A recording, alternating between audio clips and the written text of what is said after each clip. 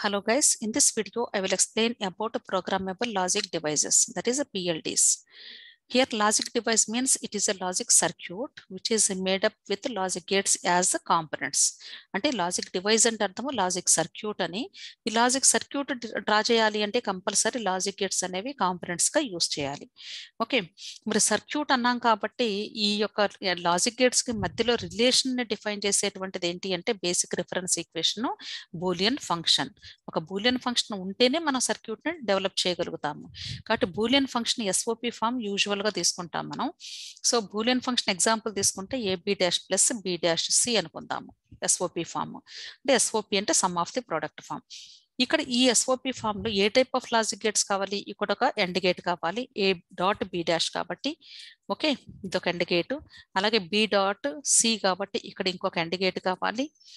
Okay, next వచ్చేసి ఇక్కడ or gate plus అన్నాం కాబట్టి ఇక్కడ ఒక ఆర్ గేట్ కావాలి.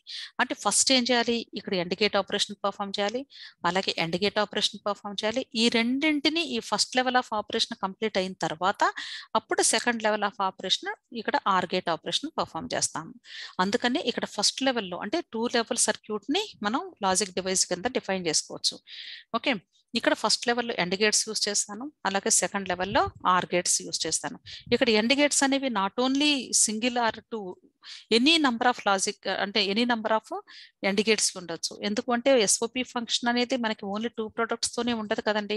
సపోజ్ ఏ డాష్ సి ఉంది, ఇంకొక ఎండ్ గేట్ యాడ్ అయింది, అలాగే ప్లస్ బిసి డాష్ ఉంది, ఇంకొక ఎండ్ గేట్ యాడ్ అయింది. సో ఇవన్నీ కూడా ఎండ్ గేట్ ఆపరేషన్స్ పర్ఫామ్ చేస్తున్నట్టు అవన్నీ కూడా ఫస్ట్ లెవెల్లోనే పర్ఫామ్ చేస్తున్నట్టు మనం. ఓకే, అందుకని ఇక్కడ ఎన్ నంబర్ ఆఫ్ ఎండ్ గేట్స్ అనేవి యూస్ చేసుకోవచ్చు. అలాగే ఇక్కడ ఆర్ గేట్ ఇచ్చాను. ఆర్ గేట్ అనేది కూడా కంపల్సరీ ఒకటే ఉండాలని, ఒక బూలియన్ ఫంక్షన్ మాత్రమే తీసుకుంటే ఒక ఆర్ గేట్ మాత్రమే ఉంటుంది, ఎందుకంటే ఒక అవుట్పుట్ మాత్రమే ఉంటుంది కాబట్టి.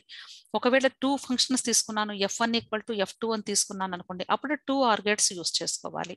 ఓకే, ఎందుకు అంటే ఇక్కడ మొత్తానికి ఇక్కడ ఎండ్ గేట్స్ అన్నింటికి ఒక ఆర్ గేట్ కావాలి, అలాగే ఇక్కడ ఇంకా అడిషనల్ గా ఎండ్ గేట్స్ కావాలి, దానికి ఇంకొక ఆర్ గేట్ కావాలి. ఈ రెండింటిని కూడా ఒకే సర్క్యూట్ లో డిజైన్ చేయాలి అనుకుంటే F1 F2 అనేవి. ఓకే, సో ఇట్లా లాజిక్ సర్క్యూట్ ని మనం depending on the Boolean function we can draw the circuit diagram with the help of the logic gates as components.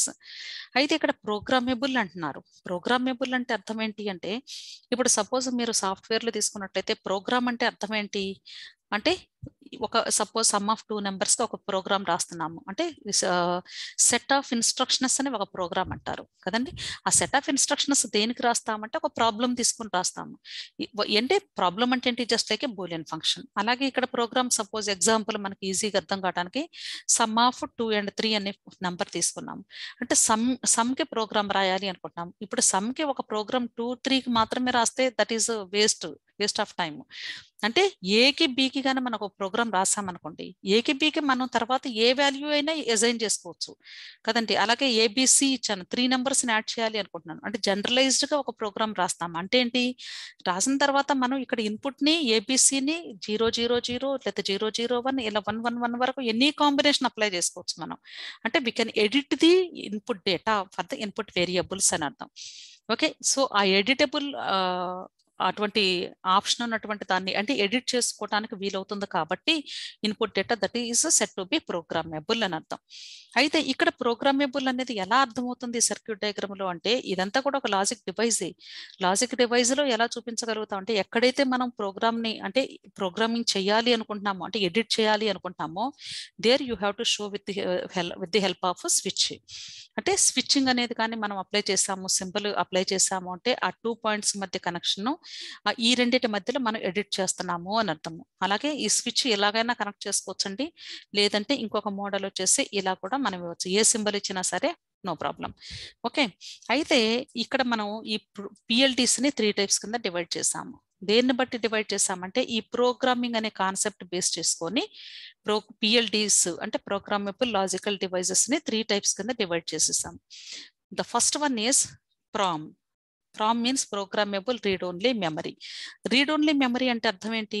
Short cut లో రాయాలి అంటే రామ్ అనేది. ఓకే, అంటే only we can read the data, అంటే మనం right చేయలేము. ఓకే, అంటే దీన్ని ఎడిట్ చేయలేము. అయినప్పటికీ కూడా దీనిలో కూడా మనం కొంత ఎడిట్ చేసుకోవడానికి వీలవుతుంది అనమాట. ఓకే, అంటే యాక్చువల్గా రామ్ అంటే ఏంటి, read only memory. This is permanent memory, అంటే మన we can't do any changes, edit చేయడానికి పాసిబిలిటీ ఉండదు అనమాట. Okay, and also the characteristic of RAM is non volatile. Okay, non volatile అంటే పవర్ పోయినా సరే, సపోజ్ మీరు ఆపరేట్ చేస్తూ ఉన్నారు డివైస్ని, పవర్ పోయినా సరే దీనిలో ఉన్నటువంటి డేటా అనేది ఎరేజ్ అవ్వదు అనమాట. So that's why it is a non volatile device అని కూడా అనొచ్చు. అయితే దీనిలో కూడా మనము కొంత ప్రోగ్రామింగ్ అనే కాన్సెప్ట్ బేస్ చేసుకొని ఎడిట్ చేసుకోవడానికి వీలవుతుంది అనమాట.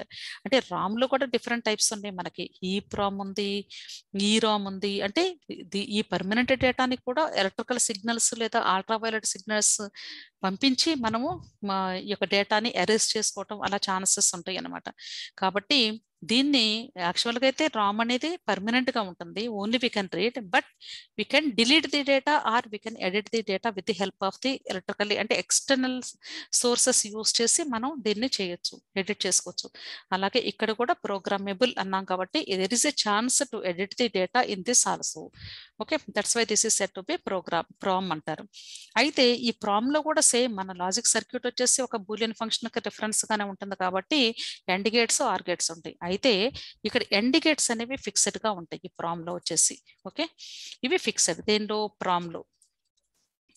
ఇక్కడ మనం ఎడిట్ చేయడానికి ఉండదు, ఇన్పుట్ ని ఏమీ చేంజ్ చేయలేము. ఓకే, ఓన్లీ అవుట్పుట్ ని మాత్రమే చేంజ్ చేసుకోవడానికి ఉంటుంది కాబట్టి హియర్ ఇట్ ఈస్ ప్రోగ్రామబుల్ అని రాయాలి. ఓన్లీ ఇక్కడ మాత్రమే మనం చేంజ్ చేసుకోవడానికి ఉంటుంది అనమాట.